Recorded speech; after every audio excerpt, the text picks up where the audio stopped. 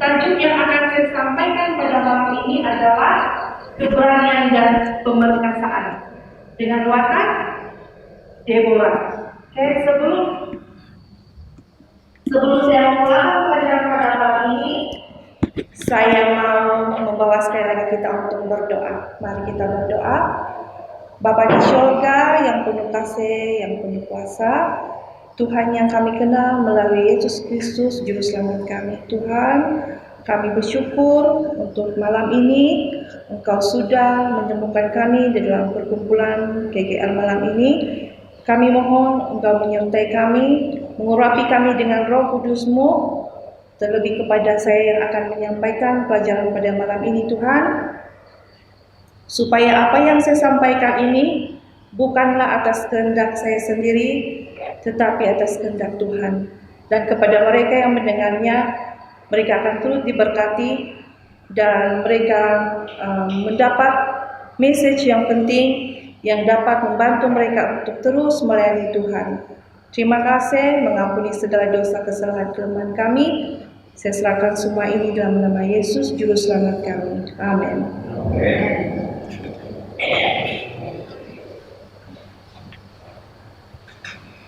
Oke, pada sepanjang KKR malam ini kita akan mengenali wanita-wanita hebat di dalam Alkitab. Dan malam ini pula kita akan berkenalan dengan seorang wanita yang bernama Deborah. Cerita ini terdapat di dalam Hakim-Hakim 4 dan juga 5. Kalau kita ada bawa Alkitab, kita boleh rujuk dalam Alkitab masing-masing sebab tidak ada dipaparkan di hadapan ini. Oke, sebagai pengenalan, Deborah merupakan hakim keempat Israel dan nama Deborah itu berarti lebah. Oke, dia adalah istri kepada Lapidot. Pada masa yang gelap dalam sejarah Israel, Deborah menggambarkan kuasa Tuhan untuk menyelamatkan. Salah satu ciri cemerlang yang ditunjukkannya ialah kesanggupannya untuk keluar daripada peranan tradisional wanita. Kita tahu itu wanita selalu berada di mana? Dia selalu berada di rumah tangga, mengurus anak-anak, mengurus suaminya, menyediakan makan minum. Namun demi membawa rahmat kepada negaranya, Deborah lebih dari semua itu. Peranannya luar biasa sebagai seorang wanita pada zamannya. Dikatakan panggilan dan karunia Tuhanlah yang membawa seseorang ke dalam pelayanan Tuhan. Jantina Anda tidak menentukan panggilan atau misi Anda. Sementara Anda mengabdikan diri Anda kepada Tuhan dan mencarinya, Anda akan dipersiapkan untuk memenuhi kehendaknya untuk hidup Anda. Oke, sumber yang Deborah ada tersedia untuk kita semua hari ini, pada malam ini. Deborah memberikan kita contoh seorang wanita yang sanggup digunakan oleh Tuhan. Oke, kita akan menerokai, kita akan mengetahui lebih dalam lagi siapakah Deborah ini dengan mencari tahu 3 perkara ini. Yang pertama, peranannya dalam masyarakat. Yang kedua, keupayaannya dalam kepimpinan. Dan yang ketiga, keupayaannya untuk mengikuti komitmen. Oke, secara ringkas, kita akan mulai dari bangsa Israel. Mereka melakukan apa yang jahat di mata Tuhan. Mereka bergaul dengan orang Kanaan dan mereka menjadi seperti orang Kanaan. Mereka menyembah dewa Baal dan juga Asyera. Lalu bangkitlah murka Tuhan terhadap orang Israel. Apa yang terjadi? Hukuman Tuhan turun atas mereka. Mereka kalah dalam berperang. Mereka ditindas, dijajah, lalu mereka mengeluh, mereka berseru kepada Tuhan. Apakah Tuhan mendengar?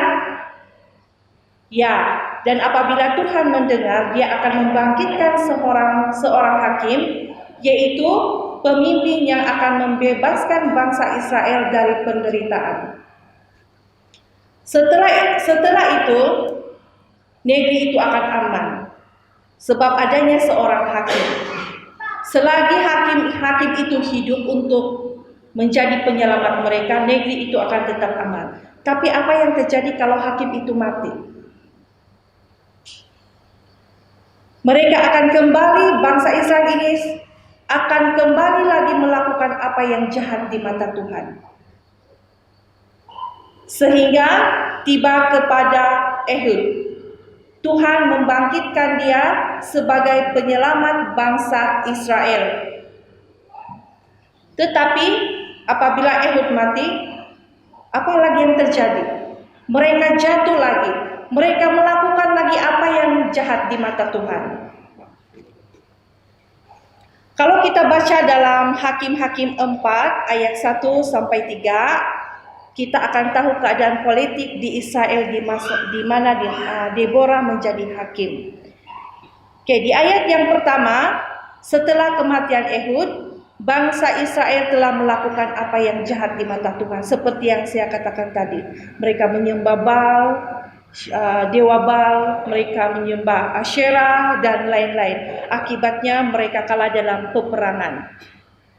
Dan mereka kali ini dikuasai oleh musuh, yaitu Raja Yabin dari bangsa Kanaan yang memerintah di Hazor, dan dia mempunyai seorang panglima yang namanya Sisera yang diam di Haroset Hagoyim. Lalu orang Israel berseru kepada Tuhan sebab Sisera mempunyai 900 kereta kuda dan selama 20 tahun lamanya dia menindas bangsa Israel. Dan di Israel pada masa itu ada seorang nabiya bernama Deborah. Dia memerintah sebagai hakim atas bangsa Israel. Dia menjalankan keadilan untuk rakyat. Dia biasa duduk di bawah pohon Horma Deborah antara Rama dan juga Betel di pergunungan Efraim. Dan orang Israel akan menghadap dia untuk berhakim dengan dia di sana. Dia selalu duduk di sana. Dan kalau bangsa Israel itu mempunyai masalah, mereka tahu di mana akan mencari nabiya itu. Deborah, dia mempunyai arahan kepada Barak. Di ayat yang ke-6, yang menyuruh memanggil Barak bin Abinoam dari Kedesh di daerah Naftali, lalu berkata kepadanya, "Bukankah Tuhan Allah Israel memerintahkan demikian? Majulah, bergeraklah menuju Gunung Tabor dengan membawa 10.000 Bani Naftali, 10.000 Bani Zebulon bersama-sama dengan engkau, dan aku," kata Tuhan, "aku akan menggerakkan Sisera, panglima tentera Yabin, dengan kereta-keretanya dan pasukan-pasukannya menuju engkau ke sungai Keson, dan aku akan menyerahkan dia ke dalam tanganmu." Inilah pesan Tuhan yang Deborah sampaikan kepada Barak. Kita tahu nabiya ini dipilih Tuhan, Deborah ini dipilih Tuhan. Dia adalah perantara Tuhan dalam memanggil Barak untuk membantunya menjadi penyelamat bangsa Israel. Dan Barak juga tahu bahwa Deborah dilantik oleh Tuhan. Itu sebabnya dia menjawab Deborah dengan satu permintaan. Apakah permintaan Barak kepada Deborah? Jika di ayat yang ke-8, "Jika engkau turut maju, aku pun turut. Tetapi jika engkau tidak maju, aku pun tidak maju." Inilah permintaan. Jawaban dan juga merupakan permintaan Barak kepada Deborah.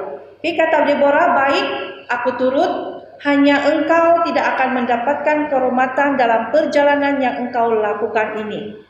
Sebab Tuhan akan menyerahkan Sisera ke dalam tangan seorang perempuan. Nanti kita tahu siapakah perempuan itu. Ini merupakan suatu yang luar biasa bagi seorang wanita untuk pergi bersama lelaki ke dalam pertempuran. Secara pribadi kalau saya tidak berani. Saya takut untuk berperang. Namun, Deborah bersetuju untuk pergi tanpa sebarang keraguan yang jelas. Deborah kemudian dia bagi tahu Barak bahwa penghormatan itu tidak diberikan kepadanya, tetapi kepada seorang wanita. Barak, dia ada alasan sendiri. Kenapa dia membuat permintaan ini? Karena dia percaya bahwa kehadiran Tuhan bersama Deborah. Dan seseorang itu tidak akan gentar jika Deborah bersama-sama dengan dia dan juga pasukannya. Deborah telah menemani Barak ke medan perang, tetapi dia tidak ke pertempuran. Dia berada di belakang mereka dan untuk menggalakkan mereka dalam pertempuran itu. Dan para askar juga sangat terinspirasi setiap kali mereka melihat Deborah, seorang wanita yang gagah berani. Kehadiran Deborah adalah satu bantuan tambahan kepada tentara Israel dalam pertempuran itu.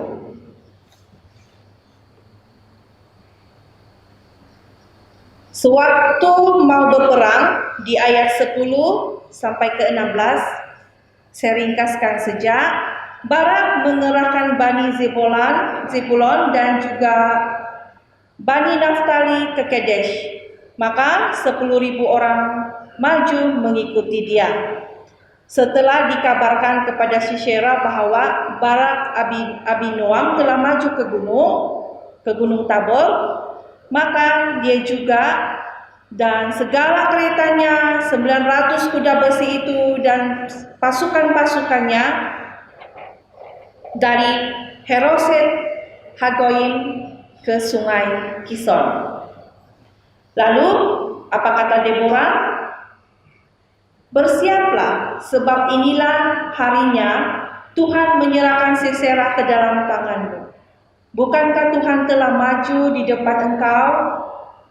Lalu turunlah Barak di gunung Tabor dan 10.000 mengikuti dia.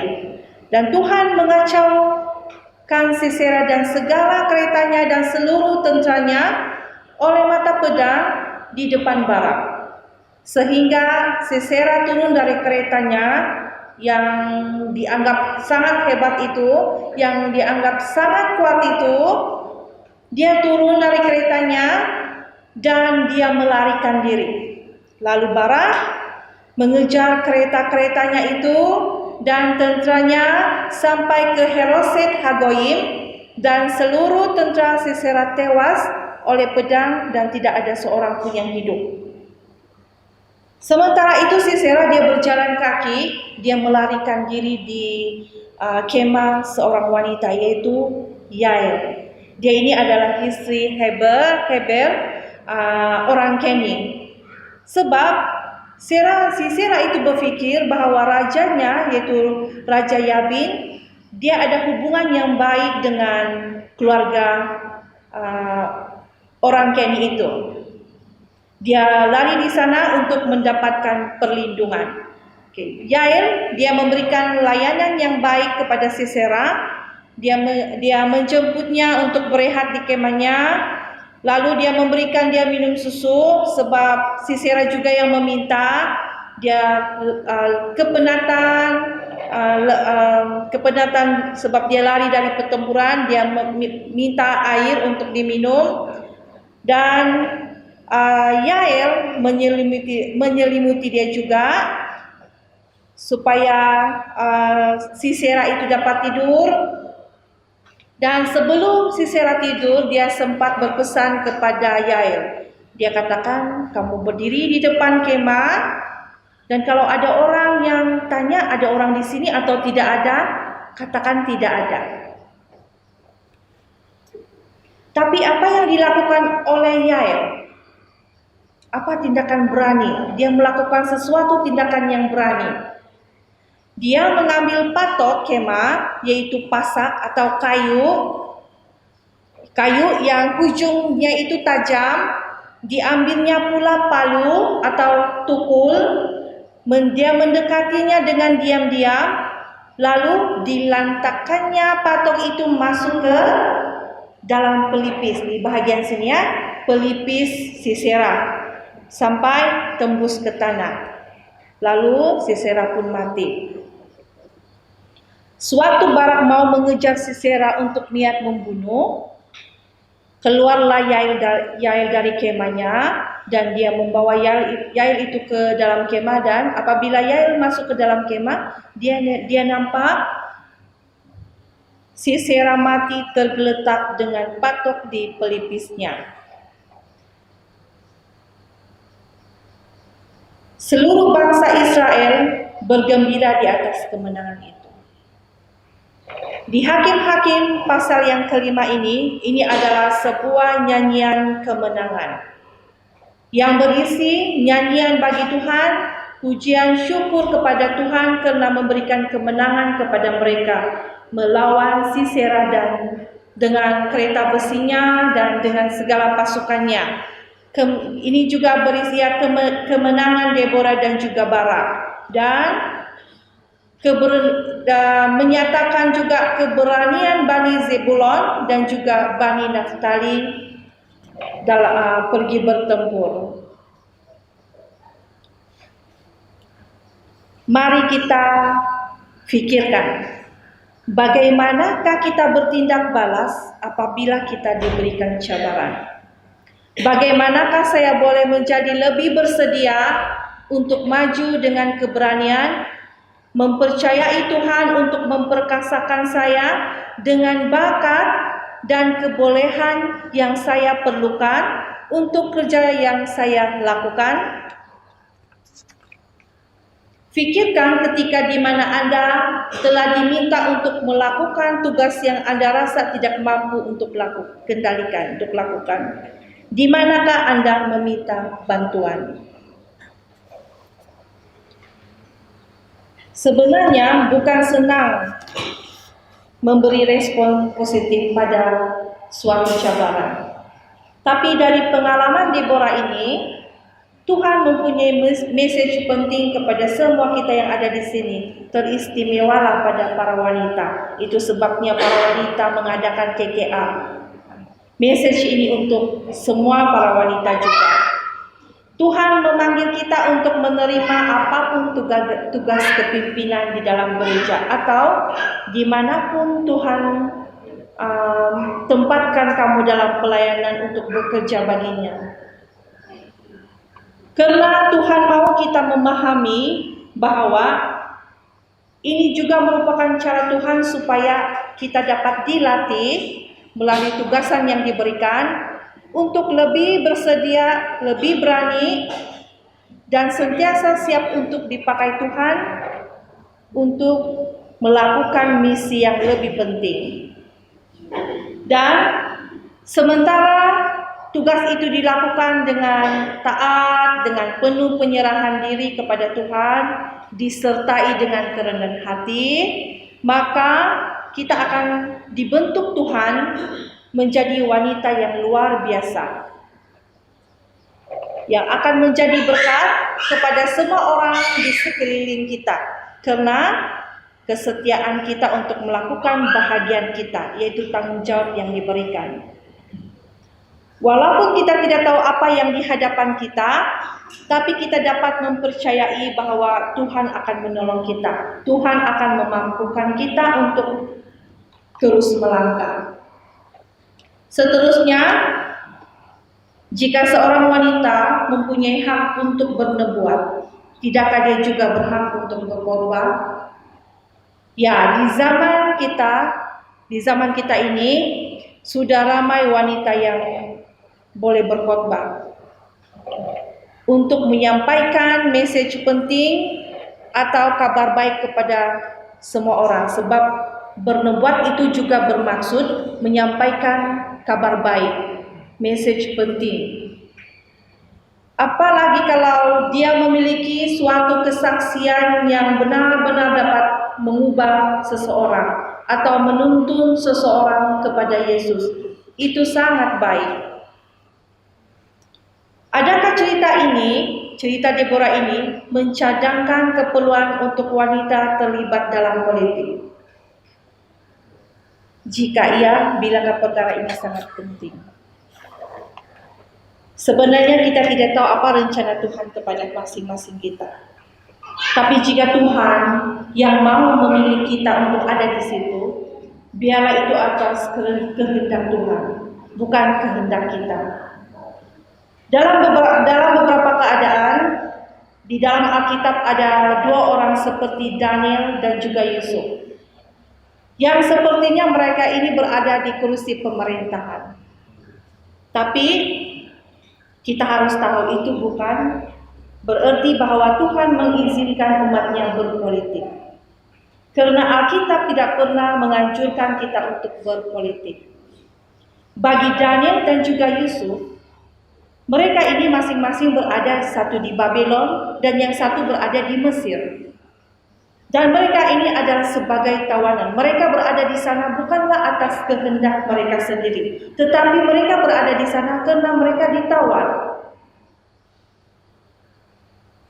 Kita tahu situasi mereka pada masa itu. Bagaimana raja mengenali mereka, sehingga raja sendirilah yang mengangkat mereka menjadi pembantunya. Kalau kita tahu kedua orang ini mereka mempunyai hubungan yang erat, yang rapat dengan Tuhan. Mereka ini setia dan taat kepada Tuhan. Mereka diberikan kebijaksanaan.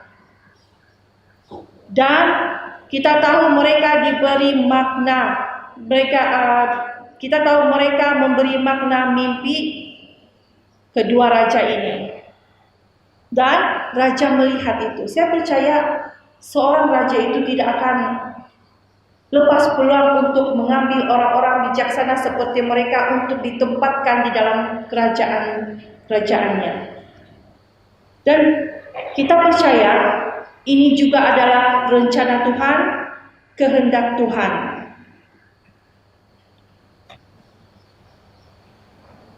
Mereka ini sebagai penyelamat. Kenapa saya katakan kepada sebagai penyelamat? Sewaktu Raja Nebukadnezar mahu agar mimpinya diberitahu, tidak ada seorang pun bijak pandai yang dapat memberitahukan mimpi itu. Tetapi Daniel, dia dapat memberitahukan apa mimpi raja itu dan dengan maknanya sekali. Dan kalau Daniel tidak memberitahukan arti mimpi itu, Daniel dan juga semua orang bijak pandai di Babylon itu akan dihukum mati. Dan Daniel adalah penyelamatnya. Dan begitu juga dengan Yusuf. Dia juga memberikan makna mimpi. 7 tahun kelimpahan dan juga 7 tahun akan ada kelaparan. Dan kalaulah bukan Yusuf yang diminta oleh Firaun pada masa itu untuk mengendalikan soal makanan, untuk menyediakan makanan selama 7 tahun kelaparan itu, kita percaya Yusuf dan juga semua yang ada pada masa itu akan mati. Dan ini juga merupakan, kita boleh katakan dia juga sebagai penyelamat. Dan seperti Deborah, dijelaskan di dalam Alkitab bahwa Tuhanlah yang memilih dia. Tetapi kalau Tuhan menghendaki kita berada di sana, biarlah Tuhan yang menempatkan kita di sana, bukan karena kita. Bukan karena kita mahu untuk mengikuti politik. Karena Daniel dan juga Yusuf, mereka tidak menganjurkan diri mereka untuk mengikuti politik atau memperlihatkan diri mereka, meminta-minta untuk dipilih untuk menjadi terlibat di dalam politik, tapi itu adalah karena rencana Tuhan. Dan seandainya kita berada di sana, biarlah kita itu adalah atas kehendak Tuhan. Oke, kata-kata hikmat pada malam ini, kita semua berhadapan dengan ketika apabila kita tidak tahu apa yang perlu dilakukan, atau kita meragui keupayaan kita untuk mencari apa yang perlu dilakukan.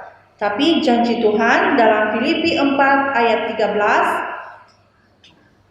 segala perkara dapat kutanggung di dalam Dia yang memberi kekuatan kepadaku. Apabila kita bersandar kepada Tuhan dan hanya kepada Tuhan, Dia akan menolong kita melakukan pekerjaan yang Dia telah letakkan di hadapan kita. Ini pernah terjadi sama saya.